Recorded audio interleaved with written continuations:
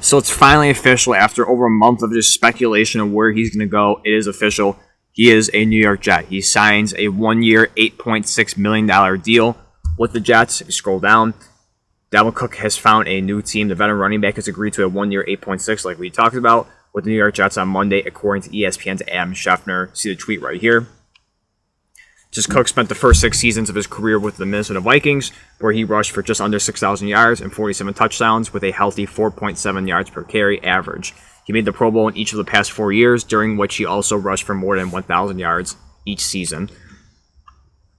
It's going to be interesting how this works out. If you look at the Jets' backfield, they are stacked. I think overall, newly rookie Apodaca, Michael Carter, Crockett, Dye, Hall, and Knight. So no doubt with this move, they'll probably get rid of Crockett and Dye. They'll clear up 2 spots, well, one for Dalvin Cook, and then whatever they want to do for the other. But even then, it's still a loaded backfield. Again, so even if you take these 2 away, you have Apodaca, Carter, Hall, Knight, and all these are really good. Like Knight showed flashes last year, late in the season. He played well. Breece Hall, we know how he is. He was the best running back coming out of the 2022 draft and showed that. Looked like he was going to win Offensive Rookie of the Year if it wasn't for him tearing his ACL. Michael Carter, former 3rd-round pick, has shown flashes this year. I know he had a little bit of a down season last year in 2022. Has shown flashes this year in the preseason. And same thing too for Apodaca. Has shown flashes in the preseason, showing his speed. Can be used definitely this year as a gadget player with his electrifying speed. And now you have Dalvin Cook. For me, it's gonna be pretty interesting how they figured this out. No doubt. I mean, but definitely from the Jets' perspective, you want to be in a situation where you kind of want to have that problem of too much talent. No doubt. Dalvin Cook, we know how he is. He was voted for top 10 running back throughout the NFL by executives, players, staff members, coaches, and so forth. I think he was around 7 or 8.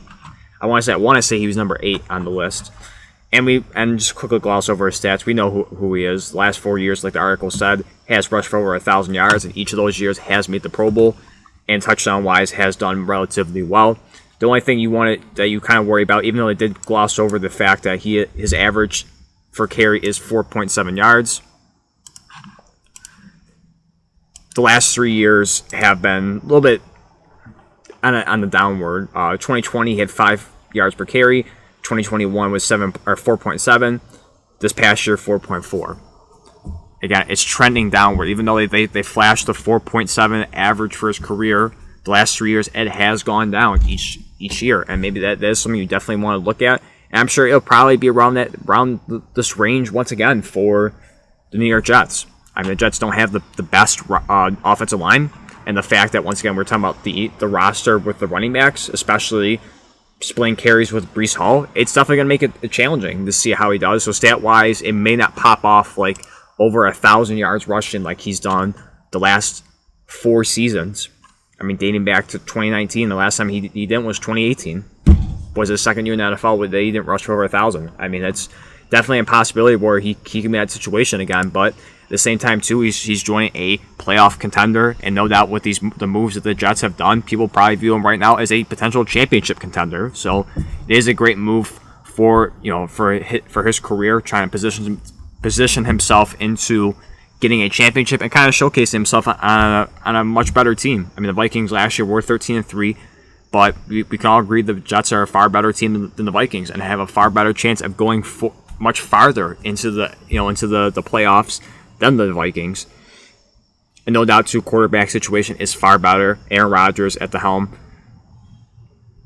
So for Cook's perspective, it's good, and for the Jets' perspective, it just brings another talent. Like I said, the only knock I have is just trying to figure out what the running back group is going to be like.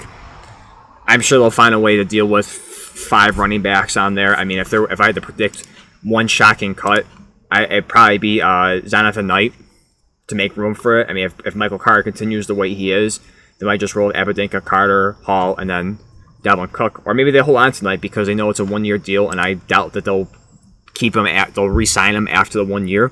I'm sure they'll move off of him and just go back to Breece Hall. I mean, that's what it is. It's just a convenience for them. It's perfect opportunity. They fell in his lap. He was a free agent. Might as well give him the opportunity. Might as well put all your chips on the table now for the next year or two while you still have Aaron Rodgers, because very very shortly he'll probably be gone and you'll be going back to Zach Wilson if that is the plan. So you want to cash in now, put all your money on the line, and see how you do. So I have no problem with it looking at it from the Jets' perspective. It's a 1 year thing. If it doesn't work out, knock on wood, if something did happen to Dalvin Cook, you have a plethora of running backs behind him. I'm gonna kind of wrap it up here. Again, I want to make a short video because I made a few other Dalvin Cook videos, so this is probably my final one until something else happens to him. Hopefully not. But I'm gonna wrap up here. It's finally official. Dalvin Cook is a New York Jet. Once again, signed a 1 year, $8.6 million deal with the team. But with that being said, let me know your thoughts down below on the signing. Do you like it? Do you not? Do you think he'll succeed in New York with Aaron Rodgers, or will he have a worse year than he has had the previous 4 years? Let me know your thoughts down below. With that being said, thank you for watching, and I'll see you next one.